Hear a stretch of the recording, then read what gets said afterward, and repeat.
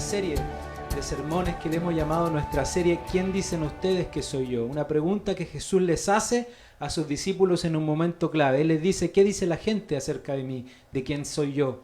Y luego les dice, ¿quién dicen ustedes que soy yo? Y queremos terminar hoy día esta serie. Hoy día queremos terminar esta serie, así que abróchese los cinturones ahí donde está, prepare su corazón, ¿cierto? Y esté bien dispuesto y atento. Quiero que nos vayamos, y nos vamos a ir de inmediato, de lleno, a 1 de Pedro capítulo 1, verso 20. Es importantísimo saber quién es Jesús en su vida, quién es en mi vida, quién es la persona de Jesucristo. De esa manera y solo así podremos estar seguros, ¿cierto?, cuál será nuestro destino, de qué manera nos relacionamos con Dios, ¿cierto? Mire lo que dice la Escritura acerca de Jesús, la revelación que Pedro tiene a través del Espíritu Santo.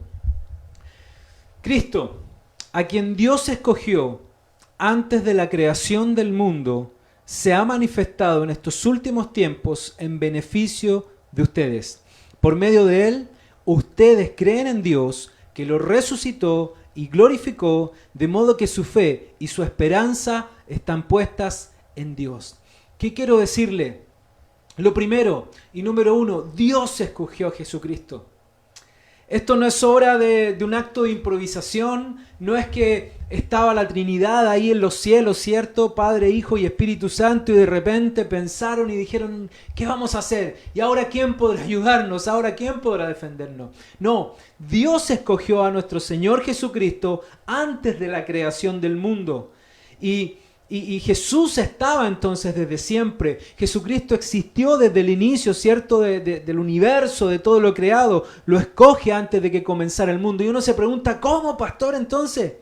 Pero si Él nació, ¿cierto?, hace 2000 años atrás. Él nació a través de un nacimiento virginal, producto, ¿cierto?, de que el Espíritu Santo concibe, ¿cierto?, en María un hijo. Pero la verdad es que aunque esto nos rompe tal vez el cráneo y aunque nos cuesta entender, antes de la creación del mundo, antes de que tú y yo pecásemos, antes de que el hombre en el jardín del Edén junto a Eva, ¿cierto?, tomara la decisión de no considerar la voluntad de Dios y hacer su propia voluntad, ¿cierto?, Él escogió.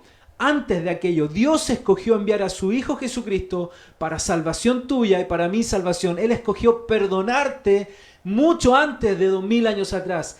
Aún antes de que la tierra fuese formada, Dios escogió perdonarte y escogió enviar a su Hijo Jesús para salvación por tus pecados. Y esto nos rompe, como yo le decía, la cabeza. Nos cuesta entender esto, pero Dios no tiene límites. Él no está sujeto a las leyes terrenales, a las leyes físicas. Para Él el tiempo, ¿cierto?, no funciona de la misma manera que para ti y para mí. La Biblia dice que un día son como 1000 años para el Señor y 1000 años son como un día. Y Pedro escribe en este tiempo y dice, en este tiempo, ¿cierto?, en este tiempo se ha manifestado en beneficio de ustedes, ¿cierto? Lo que está diciendo, bueno, Dios que Jesús que ya fue creado, que ya existía desde antes de la fundación del mundo, allí en la eternidad, algo que no tiene principio, pero tampoco tiene fin y que nos cuesta entender, hoy se ha revelado a ustedes. En este tiempo decidió revelarse, ¿cierto?, la grandiosa, ¿cierto?, esta gran majestuosidad de nuestro Señor Jesucristo. La pregunta es, ¿Dios se ha estado revelando a través de su Hijo Jesús a tu vida en este tiempo? Porque Pedro dice para beneficio de ustedes, y yo creo que Jesús sigue revelándose y sigue manifestándose para nuestro beneficio a través de su Espíritu Santo hoy día. Y Pedro dice lo siguiente, dice no solamente que fue escogido Jesús antes de la fundación del mundo, sino que también que por medio de Cristo ustedes han llegado a creer en Dios. A través de la persona de Jesucristo. Mira lo importante de esto. Y te quiero preguntar esta noche, ¿en quién estás creyendo tú? ¿Estás creyendo en los políticos? ¿Estás creyendo en la ciencia, en la filosofía, en la justicia humana, en la sabiduría humana, en las malas noticias? ¿Estás creyendo tal vez en un gurú? ¿Estás creyendo tal vez en el horóscopo, en lo que dicen las estrellas, en lo que dice el zodiaco? ¿Cierto? Porque antes de que todo esto pasara, antes de que el coronavirus llegara, antes de que fuera creada la primera célula, antes de que fuese creado el primer átomo aquí en este universo que tú y yo podemos percibir, Jesucristo ya existía. Y Dios ya había escogido enviar a Jesús para salvación de tus pecados. Entonces Dios allí en su eternidad, ¿cierto?, decidió morir por ti, decidió perdonarte, decidió enviar a su Hijo Jesús, ¿cierto? Que derramara su vida hasta la última gota de su sangre en una cruz, ¿cierto? Y murió en una tumba, pero una tumba que está vacía porque venció a la muerte, y eso lo hace confiable para nosotros. Lo hace, ¿cierto? Confiable para nosotros. De hecho, Colosenses 1:15 dice lo siguiente. Mira lo que escribe Pablo acerca de Jesucristo. Esta es otra palabra importante que quiero compartir contigo. Colosenses capítulo 1, verso 15. Pablo dice: Cristo es la imagen visible del Dios invisible. Él ya existía antes de que las cosas fueran creadas y es supremo sobre toda la creación, porque por medio de Él Dios creó todo lo que existe en los lugares celestiales y en la tierra. Hizo las cosas que podemos ver y las que no podemos ver, tales como tronos, reinos, gobernantes y autoridades de este mundo visible. Todo fue creado para Él y para Él. Entonces, Pablo dice: Cristo es la imagen visible de un Dios invisible. En aquel tiempo, en los tiempos de Jesús, ¿cierto? No podían comprender completamente que era Dios. No había una revelación completa, ¿cierto? El judaísmo tenía una idea errónea, ¿cierto? Religiosa acerca de quién era el Padre, acerca de quién era el verdadero Creador. No sabían cómo comportarse. Ellos querían sujetarse, ¿cierto?, a unas normas escritas, a las leyes que Dios entregó, ¿cierto?, allí a Moisés. Ellos tenían una idea vaga acerca de cómo adorar a Dios, una idea de sacrificio, ¿cierto?, de un cordero en el cual imponían sus manos y traspasaban su pecado. Y era la forma en que lograban acercarse a Dios. Era la forma en que ellos pensaban. Pero Jesús viene a la tierra y Jesús muestra la esencia del Padre. Él muestra el corazón del Padre. Nos muestra su corazón, nos muestra cómo Él piensa, nos muestra cómo el Padre Él, y nos revela, ¿cierto?, a través del Espíritu Santo. Entonces Jesús es la imagen del Dios invisible que se hizo visible, y Él existía antes que todas las cosas fueran creadas. No fue producto, como yo te decía, de una improvisación. No es como algunos dicen, como algunas religiones dicen, y perdona que te lo diga de esta manera, que Cristo fue creado. Cierta religión dice: Jesucristo no es Dios mismo, Jesucristo fue creado por Dios, pero la Biblia dice, y es cierto, pero la Biblia dice que Él existía antes de la fundación del mundo. Algunos dicen: no, Él fue como el primer ángel creado, fue como el primer profeta, el primer hijo de Dios creado, pero la verdad es que fue desde la eternidad hasta la eternidad. Nos cuesta entender que no tiene un principio, nos cuesta entender que no tiene un fin. Justamente por eso Él es supremo. Jesucristo es supremo sobre toda la creación, no un gobierno, no un ser humano, no tu filosofía, no tu sabiduría, no tu ciencia es suprema sobre todo, sino que solo Jesús es supremo sobre todas las cosas. La pregunta es: ¿Él es supremo en tu vida hoy día? ¿Él está gobernando tu vida? Él está gobernando tu familia, tus convicciones, tus creencias, tu estilo de vida, tu razón de existir, la manera en que te relacionas con los demás, la manera en que te relacionas con tu esposa, con tus hijos, con tu esposo, con tus compañeros de trabajo, ¿cierto? Porque la Biblia dice que todo fue creado por Él, fue dispuesto para Él y fue creado por medio de Él. Mira lo que dice Colosenses 1:16. Me salto al verso 16. Dice: por medio de Él fueron creadas todas las cosas. Todas las cosas que hay en el cielo, en los lugares celestes, en la tierra también, visibles e invisibles. Y también dice el verso 17 que Él mantiene unida toda la creación y es la cabeza de la iglesia. Por lo tanto, por eso mismo estamos confiados. Si eres parte del cuerpo de Cristo, si eres parte de la familia de la fe, si perteneces, ¿cierto?, a una iglesia, si has abrazado la fe en Cristo Jesús, quiero decirte, estamos confiados porque Él cuida su cuerpo. Él es la cabeza de la iglesia.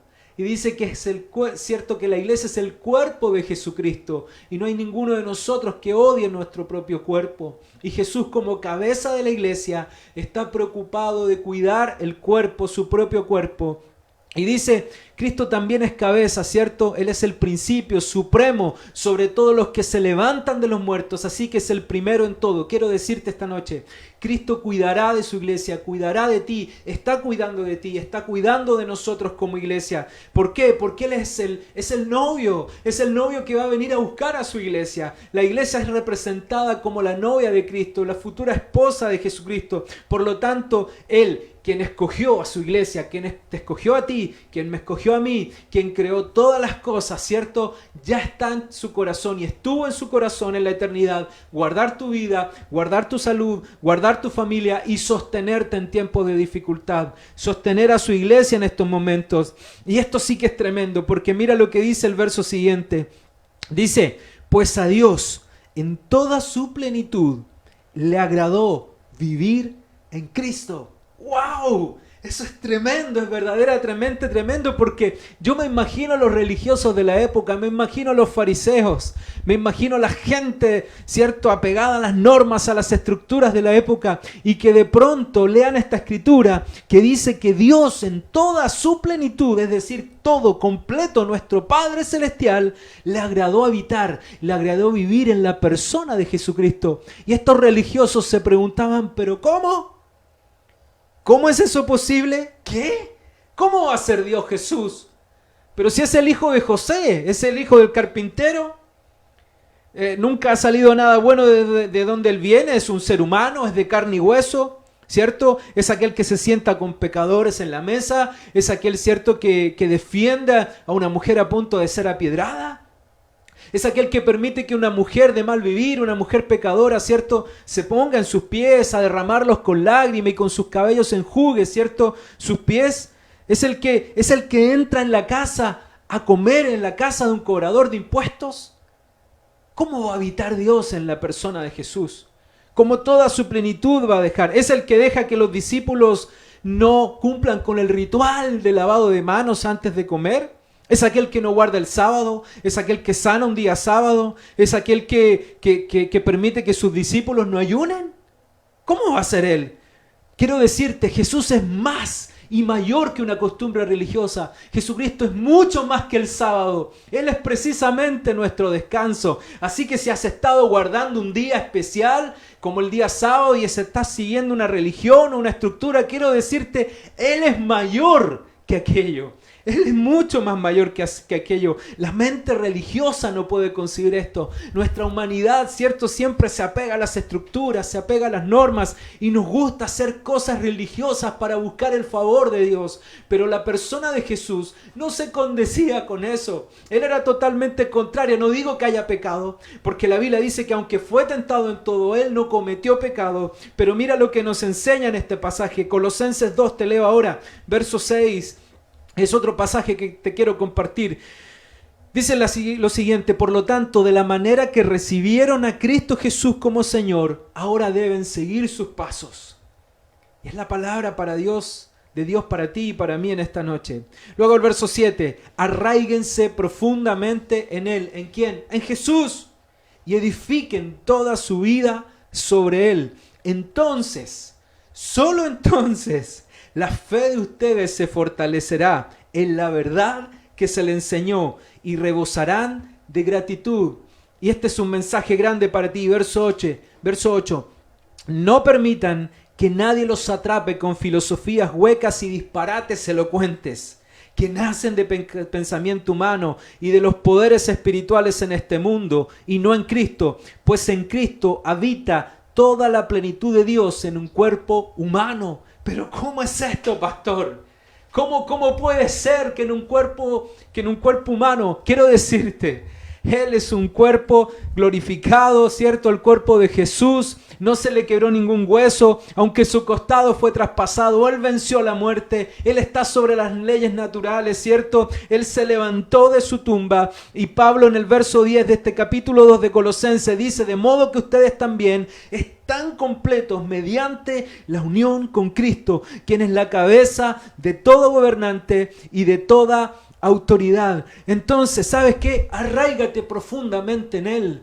Arráigate en la persona de Jesús para que tu fe sea fortalecida y no permitas que nadie te atrape con filosofías, con con disparates elocuentes, con cosas que nacen del pensamiento humano, de la sabiduría humana, de la ciencia humana, ¿cierto? De este mundo y no de Cristo. Cristo es libertad, Cristo no es religión, Cristo no es costumbres, Cristo no es formatos, Cristo es vida eterna, Cristo es salvación, Cristo es libertad, no es libertinaje. No te confundas con lo que te quiero decir, pero en este pasaje Pablo está hablando precisamente de los religiosos, de los que se apegan a normas, a estructuras, de los que creen que pueden ganar el corazón de Dios haciendo las cosas buenas o los buenos actos o imponiendo ciertas cosas, como por ejemplo, viste de esta manera, no vistas así, compórtate así, ponte esto, no te pongas esto. No, Jesucristo es superior a cada una de esas cosas. Y continúo con el verso 20, volvemos a Colosenses 1, dice la palabra, y por medio de Él, ¿por medio de quién? Por medio de Jesucristo, a Dios le plació reconciliar consigo, con la persona de Jesús, todas las cosas. Hizo la paz, dice esta versión, con todo lo que existe en el cielo y en la tierra, por medio de la sangre de Cristo en la cruz. Y vuelvo a lo que compartimos un día, cuando hablamos de quién es Jesús. Dijimos, Él es el camino, la verdad y la vida. No hay otro camino al Padre. Al Padre le plació que en la persona de Jesús habitase toda la plenitud de Él. Él es el único camino que tienes para llegar delante del Padre. Hizo la paz Jesús con todo lo que existe. No hay otra cosa, no hay otra fórmula que la persona de Jesús. Y Él demanda de ti exclusividad y demanda de mí exclusividad. No necesitamos otros salvadores. Es cierto que necesitamos personas que nos guíen, que nos enseñen, que nos disipulen, pero solo Cristo es nuestro Salvador. No una imagen, no un pensamiento, no una filosofía, no un sincretismo en tu vida, no la buena suerte, no el signo zodiacal, no a lo mejor el tener optimismo en tu vida. No, solo Jesús. Depende de Él siempre en tu vida. Arráigate en Él. ¿Y sabes qué? Lo precioso de esto es que después del verso 20, donde dice que por medio de la sangre de Cristo, en esa cruz, Jesús reconcilió todas las cosas, dice el verso 21, y esto es para ti, eso los incluye a ustedes, que antes estaban lejos de Dios. El Evangelio es para todo aquel que cree en el Hijo, y todo aquel que dice, yo acepto a ese Hijo, a ese Jesús, como mi Señor, como aquel en el cual habita toda la plenitud de Dios, aquel que es amo y Señor, y yo me sujeto a lo que Él diga para mi vida. Así que esto los incluye a ustedes. En otras palabras, está disponible para esta noche, para cada día, para todo aquel que quiera seguirlo. Porque mira lo que dice el verso 13. Ustedes estaban muertos a causa de sus pecados y porque aún no les habían quitado la naturaleza pecaminosa. Pastor, ¿por qué me cuesta cambiar? No se trata de que cambies porque quieres a lo mejor hacer buenas obras. No se trata de que cambies y luego llegas a Cristo, o por eso te congregues, o por eso te conectes. No se trata de que para ser cristiano, para ser un discípulo, tengas que primero cambiar. Se trata de que decidas y te determines en tu vida a hacerlo tu Señor, tu Salvador, y Él a través del Espíritu Santo comienza una obra en tu vida. ¿Por qué? Porque dice, claro, ustedes antes estaban muertos en sus pecados porque todavía no se les quitaba la naturaleza pecaminosa. Entonces Dios les dio vida con Cristo al perdonar todos nuestros pecados. Y esto es tremendo, el verso 14. Él anuló el acta con los cargos que había contra nosotros y la eliminó clavándola en la cruz. De esa manera desarmó a gobernantes, a las autoridades espirituales y los avergonzó públicamente con su victoria sobre ellos en la cruz. Ya déjate de buscar la perfección. Déjate de creer que puedes ganar el amor del Padre a través de buenas obras, a través del cumplimiento de ciertas normas, porque la Biblia dice que Él puso al diablo, ¿cierto?, en sus pies y lo exhibió públicamente a toda potestad de las tinieblas, a todo gobernador de las tinieblas. Y Él está esperando, ¿cierto?, que sus enemigos sean puestos bajo, ¿cierto?, el estrado de sus pies. Y por medio de Él, aquel que tiene toda autoridad, aquel que tiene todo gobierno, aquel por medio del cual fue reconciliadas todas las cosas, ¿cierto? Aquel que es la imagen del Dios invisible, aquel que Dios le plació que habitara toda su plenitud a través de Él, y por Él creemos en su victoria. Y si creemos en su victoria, creemos también en nuestra victoria, porque somos hijos de Dios. Por lo tanto, ahí es donde se hace realidad este versículo que dice: todo lo puedo en Cristo que me fortalece. ¿Por qué? Porque Él ya venció, porque Él ya ganó, porque en Él habitó ya toda la plenitud, ¿cierto?, de Dios, y porque tengo una relación con Él, y porque cuando me preguntan ¿quién dices tú que es Cristo?, yo digo: Él es mi Señor, mi Salvador, Él es mi amigo, Él es mi camino, Él es la verdad, Él es la vida, Él es la resurrección, Él es la luz del mundo en mi corazón. Así que por Cristo, ¿cierto?, gracias a Él, por medio de la fe, podemos llevar a cabo adelante una vida con un estilo de vida diferente en santidad. Así que quiero decirte ya para terminar, Él es mayor que el coronavirus, Él es mayor que una pandemia. Él no está improvisando en este minuto. Él no está preocupado, Él está tranquilo y confiado y está cuidando de los suyos, está cuidando de su iglesia. El lenguaje de Dios es Jesús, el lenguaje de la Biblia, de la palabra, es la persona de Jesucristo, es la columna vertebral del Evangelio.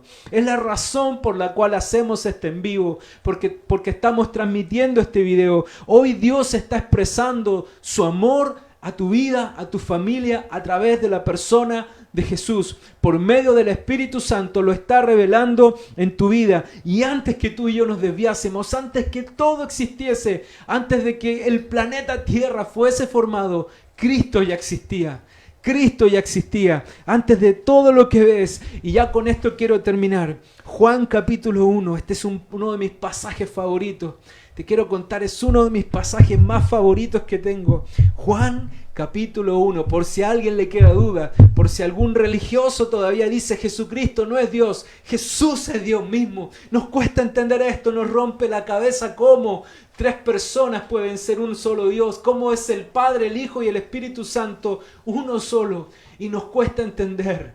Pero no importa, porque ya un día lo comprenderemos todo, ya un día podremos estar con Él cara a cara, podemos ver su rostro y ahí tendremos tal vez muchas preguntas y Él nos responderá y podemos estar a sus pies tal como estuvo María. Mira lo que dice Juan capítulo 1. En el principio, la palabra ya existía. Tal vez tu versión dice: en el principio era el verbo y el verbo era con Dios. Yo te estoy leyendo la Nueva Traducción Viviente. En el principio la palabra ya existía. Y la palabra es lo mismo que el verbo. En el griego original usa la palabra logos, que significa prácticamente la esencia, ¿cierto?, de la palabra, de la creación, de la sabiduría, ¿cierto? Y dice la palabra esta: en el principio la palabra ya existía. Jesús ya existía. La palabra estaba con Dios y la palabra era Dios. El que es la palabra existía en el principio con Dios. Y vamos viendo quién es este que se hace llamar o que es la palabra. Vamos a ver. Luego dice, verso 3, Dios creó todas las cosas por medio de Él y nada fue creado sin Él. Y la palabra le dio vida a todo lo creado y su vida trajo luz a todos. La luz brilla en la oscuridad y la oscuridad jamás podrá apagarla. ¿Ya lograste discernir quién es este? ¿Quién es la palabra? ¿Quién es el verbo? Aquel que existía desde siempre, aquel que estaba con Dios y era Dios. Me salto al verso 9. Aquel que es la luz verdadera, quien da luz a todos, venía al mundo. Vino al mismo mundo que Él había creado, pero el mundo no lo reconoció. Vino a los de su propio pueblo y hasta ellos lo rechazaron. Pero a todos los que creyeron en Él y lo recibieron, les dio el derecho de llegar a ser hijos de Dios. Ellos nacen de nuevo, no mediante un nacimiento físico como resultado de la pasión o de la iniciativa humana, sino por medio de un nacimiento que proviene de Dios. Entonces, aquí la cosa se pone buenísimo. Me encanta esta escritura. Verso 14, porque tengo dudas. ¿Quién será este? ¿Quién será la palabra? Verso 14, entonces la palabra se hizo hombre. Ahora sí me quedó clarísimo. Porque hay uno que se hizo hombre. Se llama Jesús. Y luego dice, y vino a vivir entre nosotros. Entonces el Dios creador de todo el universo, de todo lo que existe, de toda la materia, nos amó tanto que adoptó la forma humana en la persona de Jesús. Y no solo eso, sino que dice, estaba lleno de amor inagotable y fidelidad. Él es fiel, confía en Él. Él es fiel. Y hemos visto su gloria, la gloria del único Hijo del Padre. Verso 18. Nadie ha visto jamás a Dios, pero el único que es Dios está íntimamente ligado al Padre. Él nos ha revelado a Dios. ¿Quién te reveló a Dios? Jesucristo. Jesús vino a revelar al Padre. Y Él estaba presente en la creación. Ha estado esperando por un encuentro contigo desde los inicios tuyos, desde que fuiste concebido en el vientre de tu madre.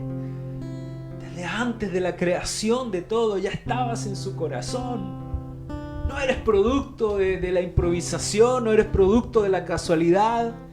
Aquí Darwin queda relegado a un último lugar. Estabas en su corazón.